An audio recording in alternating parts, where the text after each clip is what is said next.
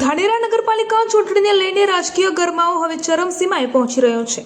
દરેક પક્ષો મતદારોને આકર્ષવા માટે જોરદાર પ્રચારમાં લાગી ગયા છે।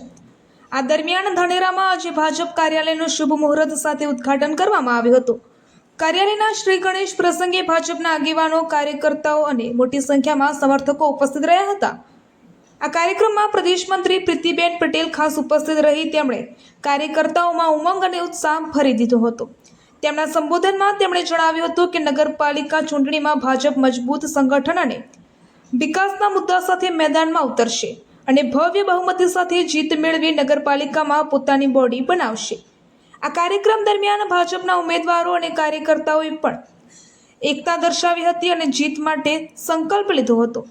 ઘર ઘર ભાજપના સૂત્ર સાથે આગામી દિવસોમાં વધુ જોરદાર ડોર ટુ ડોર પ્રચાર કરવામાં આવશે તેવી પણ માહિતી આપવામાં આવી હતી। આ પ્રસંગે સ્થાનિક લોકોમાં પણ સારો ઉત્સાહ જોવા મળ્યો હતો અને ભાજપના કાર્યાલય શરૂ થવાથી ચૂંટણી પ્રચારને વધુ ગતિ મળશે તેવી ચર્ચાઓ ચાલી રહી છે। અહેવાલ હિતેશ સોલંકી, ધાનેરા। નમસ્તે, હું પ્રીતિ પટેલ, પ્રદેશ મંત્રી, ભારતીય જનતા પાર્ટી।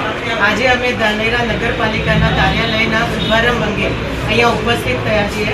તમામ ઉમેદવારો અહીંયા હાજર છે, તમામ કાર્યકર્તા હાજર છે, પ્રમુખ, ઉપપ્રમુખ, મહામંત્રી બધા જ અહીંયા હાજર છે અને હું ખાતરી આપું છું કે આ વખતે ધાનેરાની 28 સીટ ઉપર ભારતીય જનતા પાર્ટીનું કમળ ખીલશે અને ખીલશે।